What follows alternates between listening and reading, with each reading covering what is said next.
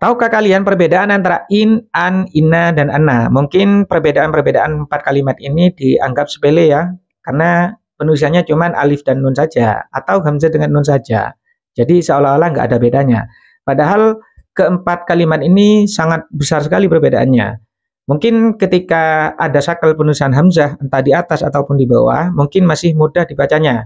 Ya karena kalau hamzahnya ada di atas berarti bacanya an atau anna.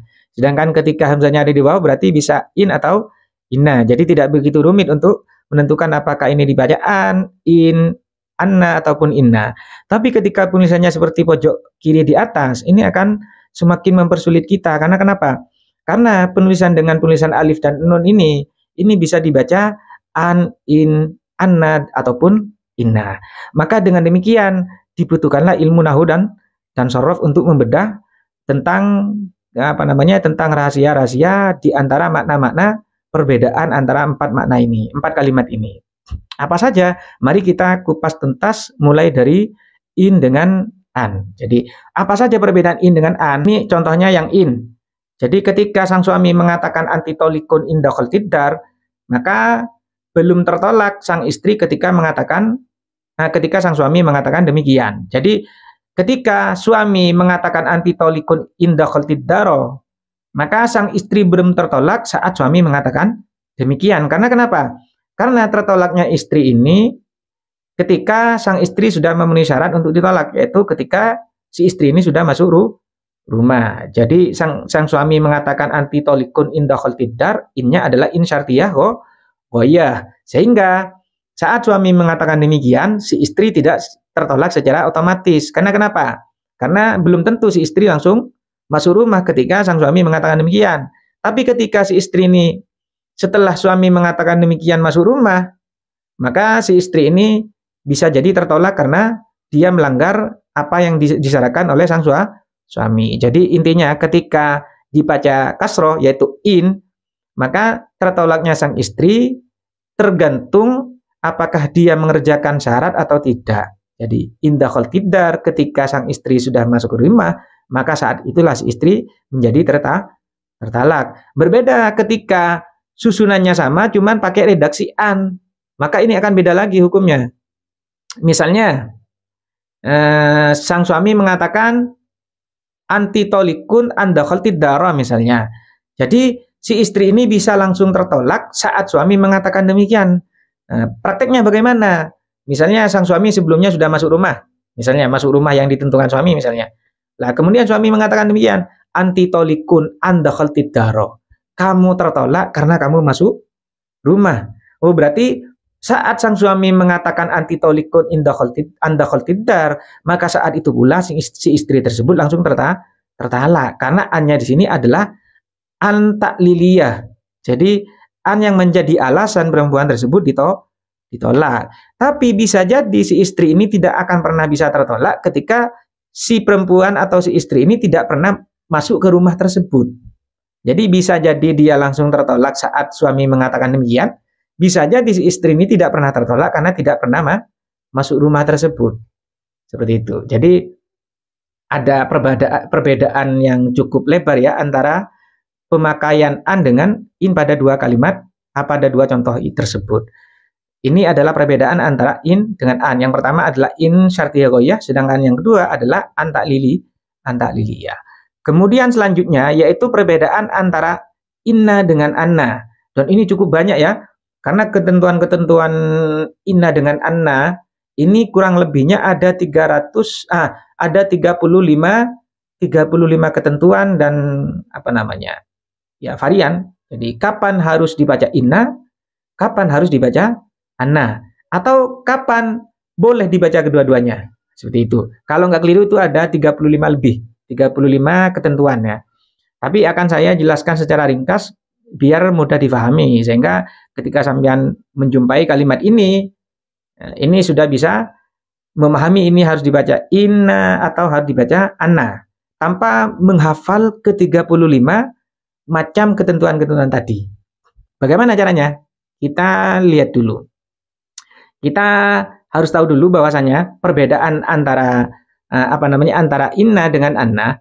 Kalau inna misalnya ini inna Zaidan alimun. Kalau inna ini antara inna isimnya dan khabarnya ini dianggap jumlah. Jadi inna Zaidan alimun ini dianggap jumlah. Kesatuan dari penyusunan inna, isimnya yang berupa Zaidan, kemudian khabarnya berupa alimun, ini dinamakan jumlah. Jadi ini termasuk jumlah ismiyah, tersusun dari inna sebagai taukid, kemudian Zaidan isimnya, alimun sebagai khabarnya. Ini dianggap jumlah.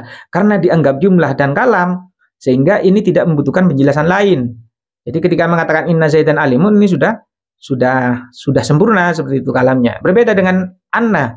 Kalau anna itu dianggap mufrad, jadi membutuhkan kalimat lain. Karena dianggap mufrad, membutuhkan kalimat lain.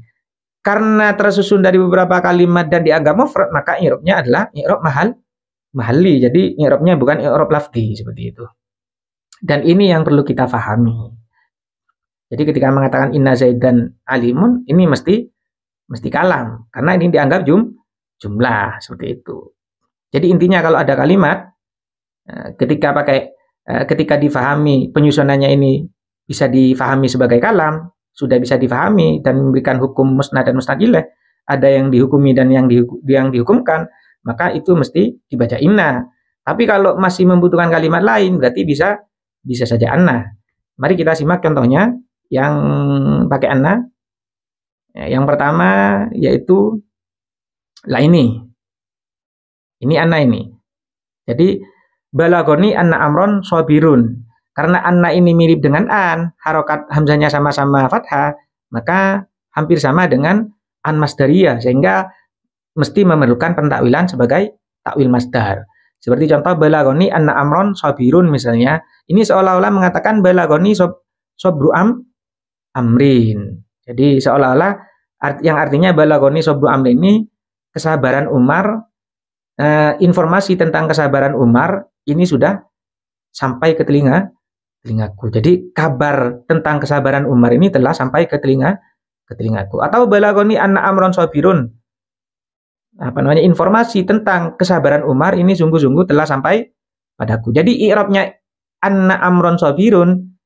Jadi antara anna, amron, dan lafaz sobirun ini dianggap satu kesatuan, yaitu sobru amrin. Sobru amrin ini kan ada yang mengatakan mufrad ya, dianggap mufrad karena memang satu kesatuan, nggak bisa dipisah.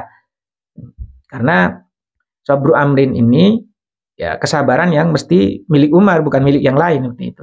Jadi dianggap mufrad. Nanti ada pembahasannya, itu mufrad itu ada 5 macam kalau nggak keliru di dalam ilmu mantik. Di dalam ilmu mantik itu pembagian mufrad itu banyak, ada 5 kalau nggak keliru. Di antaranya adalah idhofah.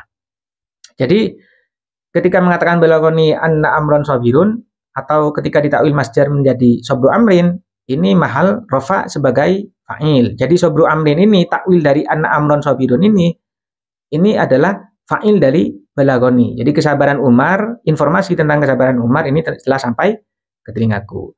Jadi karena ditakwil sebagai masdar dan posisinya sebagai fa'il, maka i'rabnya adalah mahal rofa.